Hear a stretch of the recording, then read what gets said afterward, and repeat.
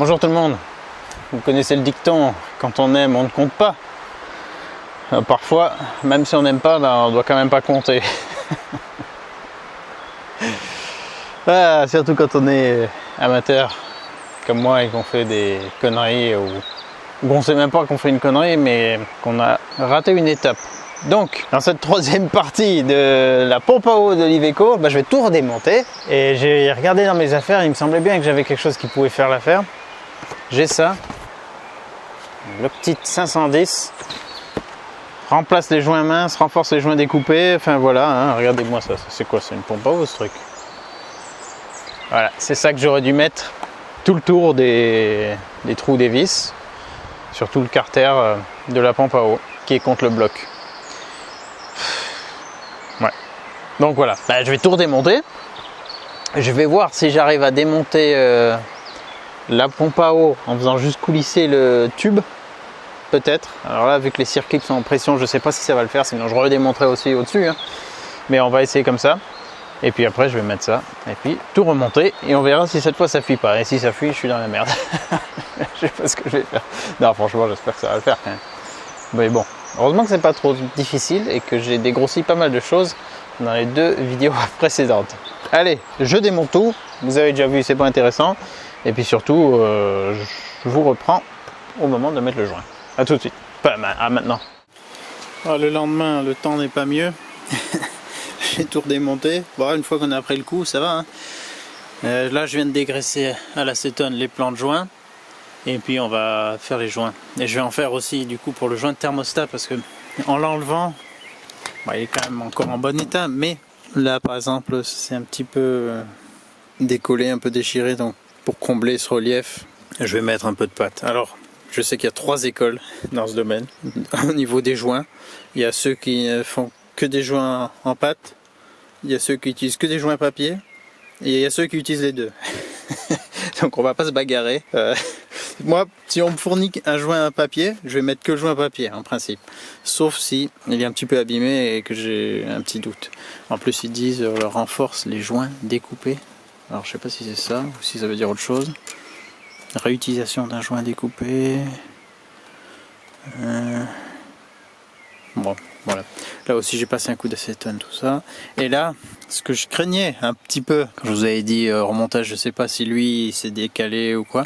Mais là, vous voyez, il avait pas été, il a pris un mauvais pli, si on peut dire comme ça. Il était en appui, il s'est fait écraser un peu le joint torique là. Donc là maintenant, depuis qu'il a été écrasé un peu élargi ici, il tient dans la gorge. Mais sinon il tenait pas. Donc de toute façon, je vais mettre du joint tout le tour. Et c'était ce trou qui donnait à l'intérieur de la pompe à eau et celui-ci. Donc là je vais faire le tour. Je vais en mettre un peu partout, hein, de toute façon, puisque j'y suis. Et puis lui, des deux côtés. Et ça, c'est anaérobie, la prise, normalement. Idéal pour tous les joints automobiles, sauf culasse et échappement. Nanana. Idéal également pour les joints de pompe, compresseur d'air, moteur hors-bord, scie et chaîne, motocuiteur. Motocuiteur ? Quelle est cette machine, le motocuiteur? Tondeuse, ok. 15 minutes pour assembler et résistance maximale au bout de 24 heures. Voilà, ne durcit, c'est un produit anaérobie qui ne durcit qu'en absence d'air après assemblage. Voilà, donc je vais en mettre. On met en place, on comprime et avec la compression, ça va chasser l'air et le produit va pouvoir se figer, durcir, comment on dit. Il va faire son truc. Celui-là, par contre, je fais rien. Il est encore tout beau. Je le laisse tel quel. Puis des fois, comme ça, si j'ai une fuite, je m'amuserai à redémonter encore une fois. Non, mais là, ce joint, celui-là, il est bon, hein, faut pas déconner. Sachant que oui, que cette partie, ça s'enlève, parce que je peux enlever la durite derrière et retoucher si besoin. C'est surtout ces deux parties qu'on va éviter de devoir refaire quelque chose. Et j'avais tenté de faire coulisser le tube dans la pompe à eau, mais on n'a pas de prise, on n'arrive pas à faire coulisser, c'est la misère.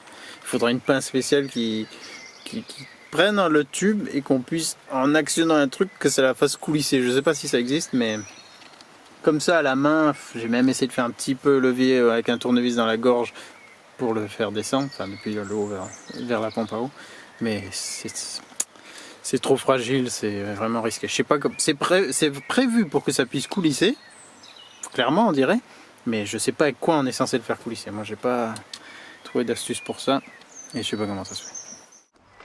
Voilà, c'est la première fois que je fais un joint de ce genre. J'en ai certainement mis trop. Écoutez, on verra bien, hein. Je vais remettre ça en place et puis au pire je redémonte. Attends, là j'en ai pas mis là, ici, là, sur ce petit bout. Vaut mieux, hein. Trop risqué pour moi. Voilà. C'est resserré au couple, ici. Là non. Parce que ma petite clé, celle-ci là, je sais pas pourquoi elle ne veut pas cliquer à 18. Alors, rien du tout d'ailleurs. J'ai essayé en mettant une douille sur l'autre, cliquer, en forçant l'une contre l'autre. Ouh, ça j'aime pas du tout ce genre de truc. Je sais pas pourquoi. J'ai essayé dans les deux sens. Elle clique pas. Ah, c'est pour ça que j'aimais bien les trucs digitaux là. D'ailleurs, il faut que je leur mette des piles. Il avait plus de piles, c'est pour ça que je les utilisais plus. J'en avais un plus gros, un carré comme ça là, un demi, pour les gros serrages, et j'en avais aussi un quart. Et au moins on peut voir la valeur, alors que là ben, on doit faire confiance au clic. Et si c'est des clés un peu plus bas de gamme, ça peut être la merde. Bon. On voit bien le surplus de joints. Tant mieux. En dessous, tout en dessous, je vois un petit peu, mais pas parfaitement. Je vois pas là derrière. Alors cette fois, ça s'est mieux passé pour le montage. Donc j'ai bien mis la pompe derrière le cache là, par-dessus. Ça, en l'ayant pivoté vraiment ici, en essayant de ne pas étaler de la pâte de partout. Donc faire rentrer le centre de la pale dans le logement. Et puis après, faire pivoter cette partie triangulaire là derrière la courroie. Et hop, et après on arrive à remboîter. Je vais pas dire j'ai pris le coup de main, mais j'ai mieux compris la cinématique d'insertion. Et là j'ai mis trop de pâte à joint, ça bloque la pale, ça serait drôle. Bon. Ça, je vais pouvoir l'enlever. Voilà. Et qu'est-ce que je fais? Je commence à tout remonter. De toute façon, il faut que je mette de l'eau là-dedans pour voir ce que ça donne. Hein. Si ça ne fuit pas. Ou est-ce que je dois attendre quand même un petit peu plus? Normalement, c'est vraiment à la pression, donc c'est quelque chose qu'on peut remettre en route rapidement. Et tant que c'est pas au contact, tant qu'il y a de l'air, je sais pas comment ça va faire. Ça va peut-être durcir progressivement. Ah non, je crois qu'ils disent essuyer. Si j'essuie, je vais dégueulasser le tout. Je crois que ça va rester comme ça. Ouais, je vais tout remonter et puis après on mettra en eau. Et j'espère que cette fois ça va plus fuir. Bordel à cul. De toute façon, j'ai oublié quelque chose. Celui-là aussi il était marrant, hein. De plus en plus défoncé et tout. J'ai dû serrer la partie, cette partie pour qu'elle rentre dans le bloc jusqu'à l'arrivée en butée et ensuite serrer l'écrou. Mais il faudrait pas le redémonter encore trop de fois. Et voilà, tout est remonté une fois de plus. J'espère que c'est la dernière. Pour l'instant, ça goûte pas, ça ne fuit pas. Enfin, si, là, ça fuit, mais c'est parce que de l'eau a éclaboussé. Hein. Attends, dis-moi que c'est bien ça. Dis-moi que c'est bien ça. Attends, ça fuit dessous cette durite là? Parce qu'il y a des durites, j'ai pas serré à fond. Ouais, c'est celle-là. Ok, je vais pas serrer à fond. Ça, je vais le faire. Et puis, on va démarrer. Voilà, j'ai resserré un petit coup. Ça ne goûte plus.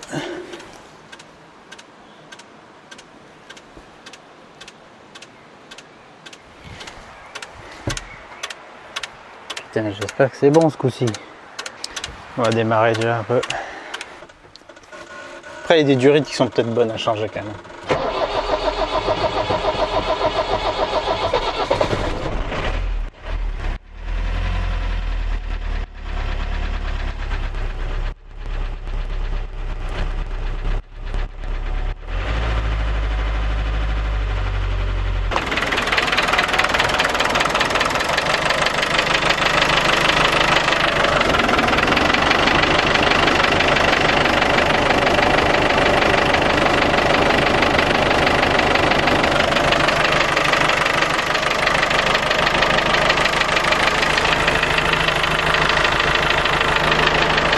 Faudra que ça monte en température, que le thermostat s'ouvre, que le circuit se refasse bien. Mais pour l'instant, j'ai pas du tout la fuite qu'il y avait. Bon, c'est encore des gouttes qui retombent de ce qui dégoulinait là, quand j'ai rempli au tuyau. J'espère que c'est que ça.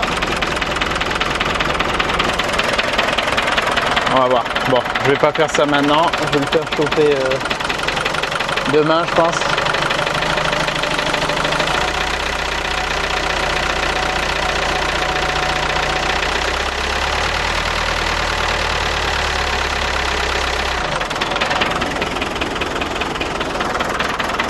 Ça serait bien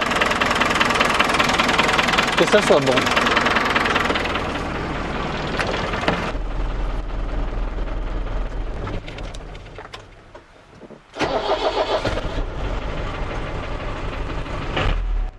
Ah, il démarre vraiment bien une fois qu'il a démarré, au moins un coup. Bon, à froid, il fume beaucoup.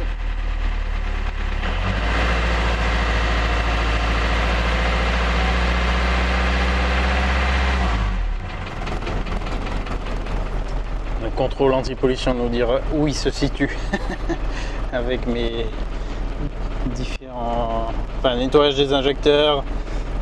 J'ai bougé un peu le calage de pompe. La vis de débit aussi que j'ai touché. Bon, on verra bien. Mais c'est ça pour une autre vidéo.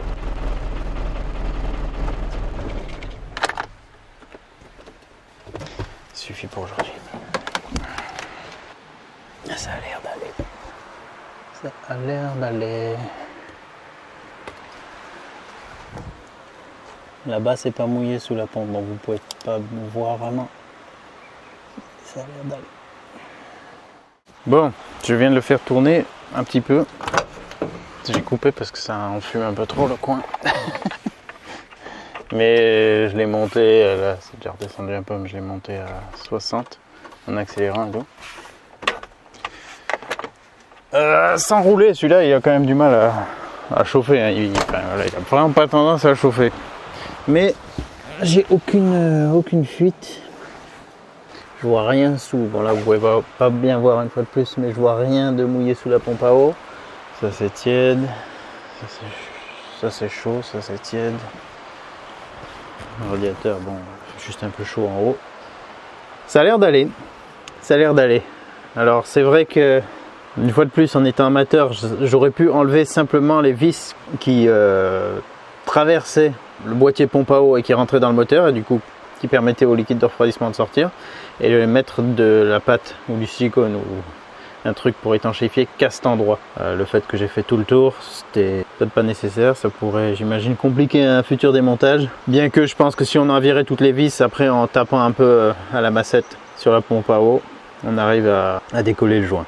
Mais bon, j'espère ne pas devoir faire ça de sitôt. Là, ça devrait pas fuir, on verra vraiment une fois qu'il aura bien chauffé, mais ça je vous le dirai un peu plus tard. Maintenant que ça semble ok, ce que je vais faire, c'est remonter toute la face avant et puis prendre rendez-vous pour le contrôle anti-pollution. Avec tout ce que j'ai trafiqué, honnêtement je sais pas trop ce que ça va donner. Il tourne beaucoup mieux qu'avant, mais avant il passait nickel la pollution. Voilà, donc on va voir si ça a changé quelque chose, si je suis plus en galère, vu que j'ai touché au calage de pompe. Peut-être il va fumer plus noir, il y aura un problème d'opacité des fumées. Je ne sais pas. Pour ça, je vais rouler.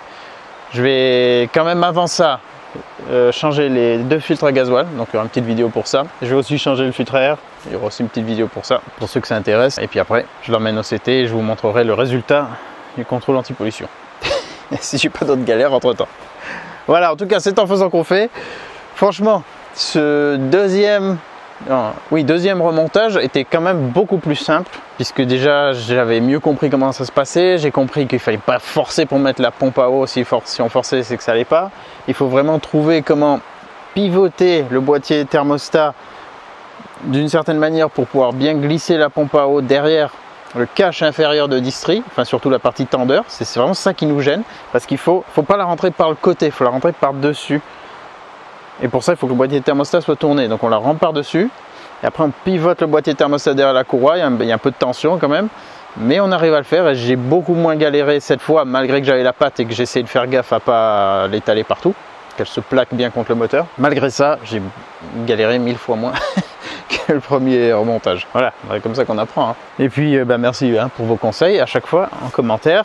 J'espère que ça pourra aider ceux qui se lancent là-dedans. Et puis au sujet de ce petit tube qui est censé pouvoir coulisser, honnêtement moi je ne sais pas comment faire. J'ai essayé même à la pince de le faire coulisser, mais déjà on peut pas vraiment serrer très fort, c'est du plastique, on risque de l'abîmer, mais honnêtement avec une pince multiprise, même de bonne qualité comme j'ai, c'est vraiment risqué et difficile de faire coulisser le truc. Donc je pense qu'il vaut mieux tout faire en un bloc, et avec ce pivotage, on y arrive.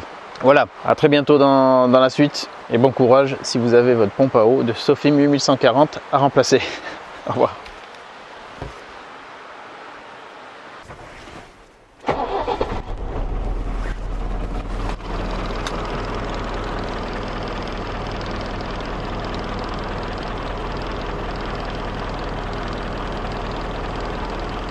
Je mets un peu quand même, surtout si on met les gaz.